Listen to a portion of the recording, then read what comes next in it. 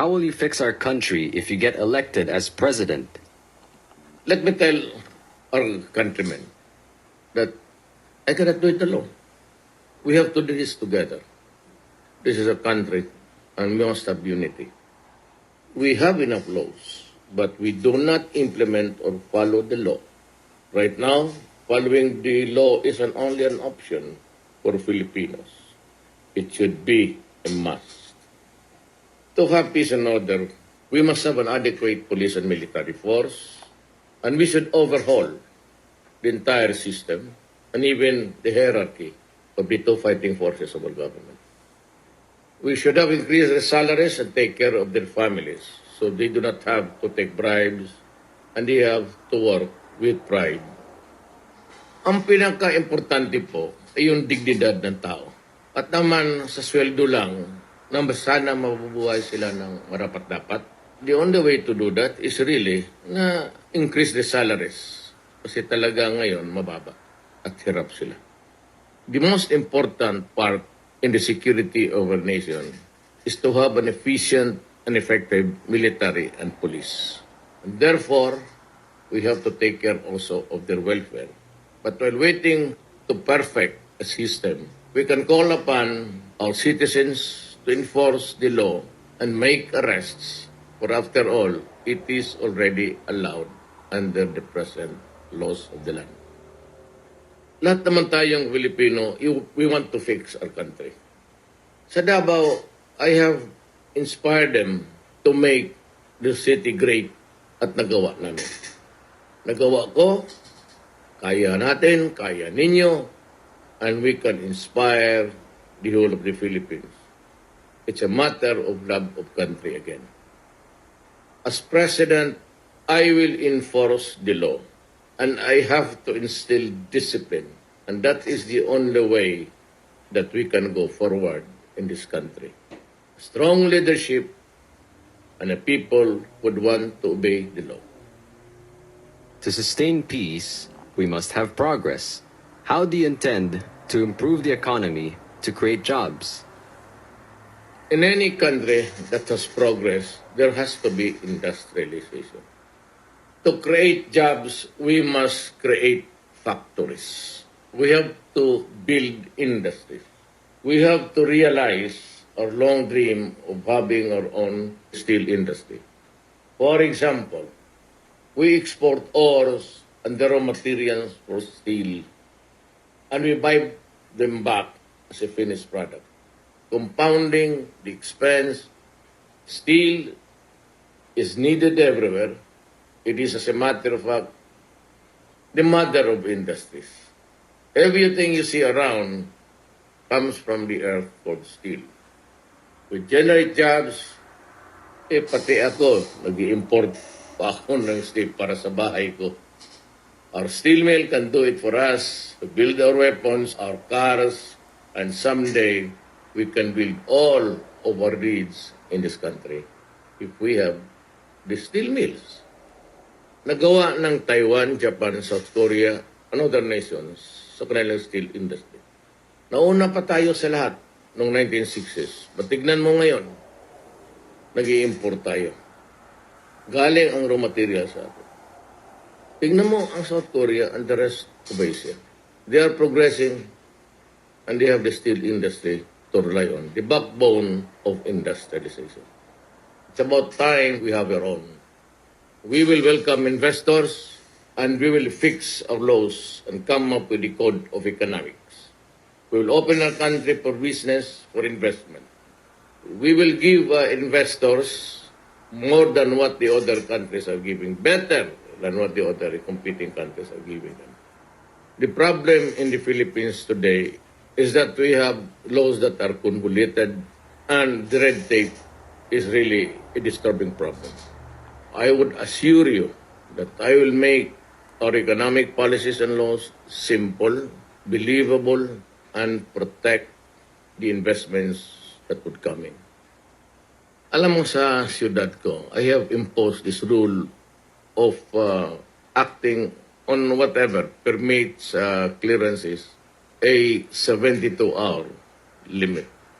Pag hindi mo nakumpleto yan, or hindi mo ginawa within 72 hours, you are no longer allowed to release it to the person or the persons concerned. You have to give it back to my table sa City Hall with an explanation why it took you more than 72 hours to act on the papers. At ako naman, ang policy ko is pag may difference yung isang opisina, especially corruption, mga fixers, I go into a complete change. Chief of office hanggang janitor. Yan ang policy ko sa Davao.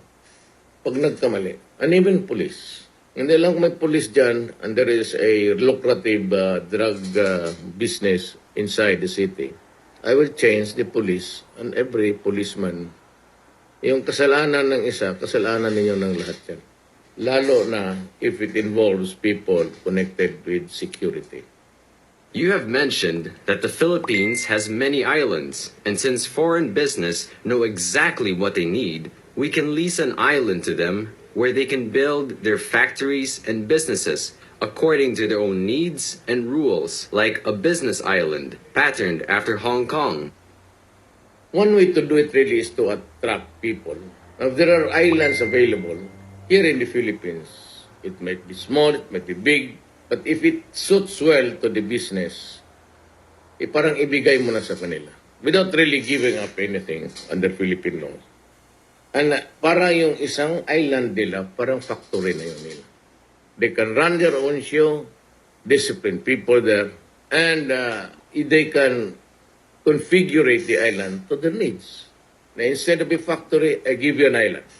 Okay, put your business there, obey the laws of the Republic of the Philippines, and you can tailor the configurations of whatever you want in that island. Only that we would ask or demand that you protect our environment. By doing this, we create jobs. Hindi na pupunta yung Pilipino sa labas, it creates jobs here within our borders and within our island. And they can do business and the livelihood of the people assured. To cite to you two countries, Hong Kong, Singapore, hindi na sila lumalabas sa bayan nila magtrabaho. Business attracts its own people and their own boundaries. Dapat ganun ang mangyari sa atin. How will you lower food cost? The problem in the Philippines today is that we lack infrastructure. Kung mahirap ang daan and there's no roads at all, and people have to buy goods from the outside of the province or city, the freight alone will kill you. At kung walang magandang daan, mas magastos. Kasi mas maraming gasolina ang gamitin. And one other also is yung mga checkpoints ng police. Kasi kung magbigay ka sa mga checkpoints, ultimately, itong nalugi nila na pera o inibigay nila dyan sa kung ano-ano ang mga checkpoints dyan sa highway, ita-charge doon yan sa consumer. Dapat mawala rin yan. Dapat ang daan maganda at mabilis. You know, in the law of supply and demand sa economics, ang habuling ng mga negosyante is how to transport their business from one place to the other fastest, kagaya ng isda, then the cheapest, o gaya na may infrastructure ka. If there's a road there, you do not have to double your expense sa gasolina. And the safest. Safe yung pagdala mo sa goods from one province to another. Yan ang rule ng economics. You transport the goods because there is a law of supply and demand. Certain goods are needed in other place. Or merong isa dito, ikaw yung nag-export sa ibang bayan, you would go for the cheapest, the fastest, and the safest. Well, one factor really is the craving for profit.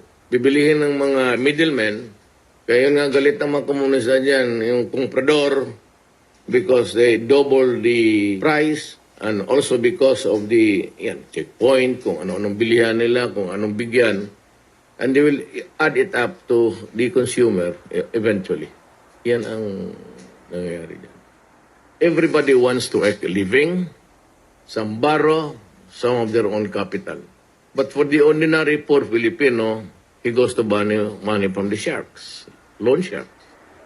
At yung tatawag na 5-6 dito sa Pilipinas, and you add up to the price of the goods that you're selling, plus yung nawawala mo sa checkpoints, and eventually, it is the consumer that suffers. Yun ang problema niya. There has to be a way where the Land Bank, DBP, or other government financing institutions can lend money to the poor so that they can avoid the 5-6. So we must put mga bagsakan, put terminals, and people can have a choice of going to the supermarkets to buy at a higher price o sila ang pumunta doon sa mga bagsakan for a lower cost sa pagkain. Dapat mapahiram natin, may bigyan natin ng mga loans ang ating mga farmers at fishermen para naman may kita sila and they can have a livelihood at the same time they can sell their products at a lower cost for everybody. If we can do away with the hindrances, the obstacles, and we are able to create the infrastructure, I aim to lower the food cost in your table by almost 25 to 50% within a year. This is the real trickle-down economics. What about education? To do this, we must promote value education. Our government, TV, radio, and mass media, all the resources should be able to concentrate on educating our children, building character, and we must teach the values of hard work, ethic, honesty, cleanliness, self-respect, and the molding of character, of self-reliance. Discipline that have started in Davao is now being enforced by the people themselves. I have proven that it can be done. We must be innovative. If there are still lack of classrooms, and we can rely on technology, for example, big screens, or in the meantime, to teach our children the education that they need. Any parting message? Lastly, we must do our work with dignity. We must be able to realize that to progress materially and spiritually, we must be proud of ourselves and learn the dignity of labor and to respect everybody's chance. Pride and love of country and dignity will be the spiritual force